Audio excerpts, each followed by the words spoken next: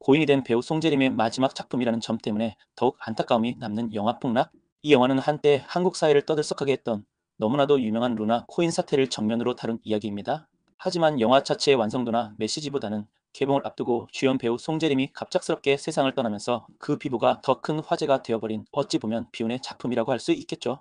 영화 시작과 함께 등장하는 자막은 그래서 더 의미심장하고 씁쓸한 아이러니를 느끼게 합니다.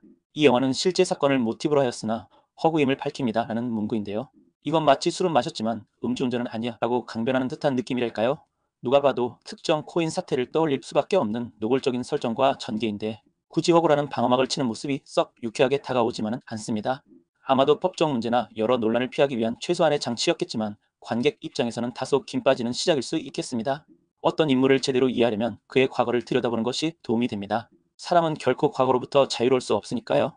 영화 폭락 역시 주인공 양도현 송재림분의 과거, 특히 학창 시절부터 조명하며 그가 왜 그런 위험한 선택을 향해 질주하게 되었는지 그 배경을 보여주려 했습니다.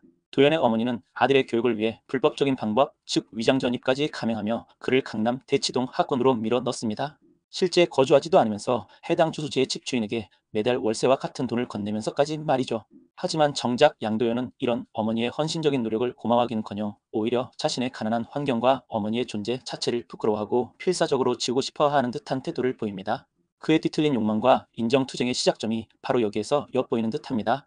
공부 실력은 뛰어났지만 학창시절 결정적인 장애를 가진 친구에게 빼앗기는 경험을 합니다.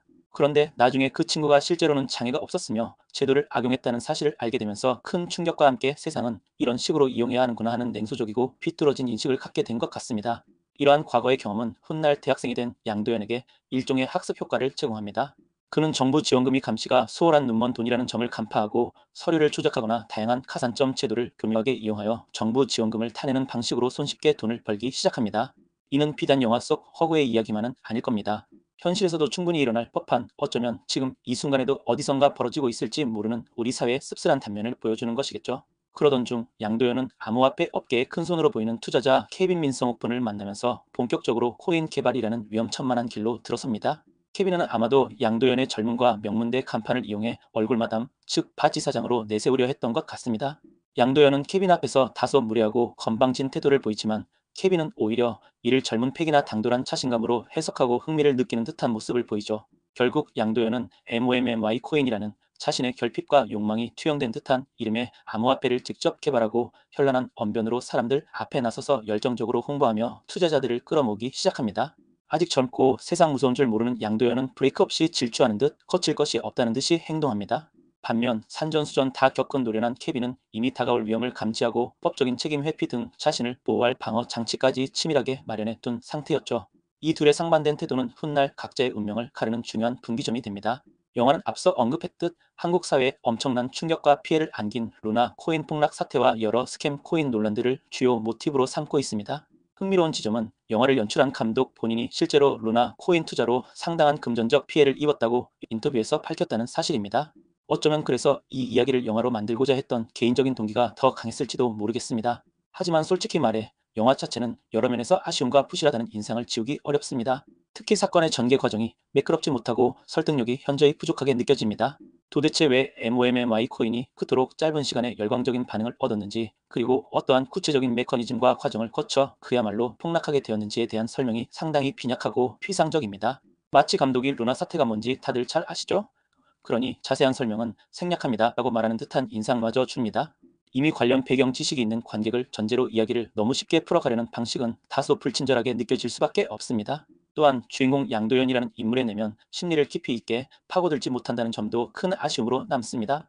그가 왜 그토록 위험한 도박에 모든 것을 걸었는지, 그의 행동 이면에 숨겨진 복잡한 동기나 성공에 대한 강박, 혹은 폭락 이후 그가 느꼈을 법한 절망감이나 죄책감 등이 효과적으로 그려지지 않아 캐릭터에 온전히 몰입하기가 어려웠습니다. 알고 보니 제작비가 5억 원 내외에 불과한 저예산 독립영화라고 하더군요. 원래는 6부작 드라마로 기획되었다가 여러 사정으로 인해 영화로 변경되었다고 하는데, 차라리 충분한 시간을 가지고 인물들의 서사와 사건의 디테일을 촘촘하게 풀어낼 수 있는 드라마 형식이 이 이야기에는 더 적합하지 않았을까 하는 생각이 강하게 듭니다.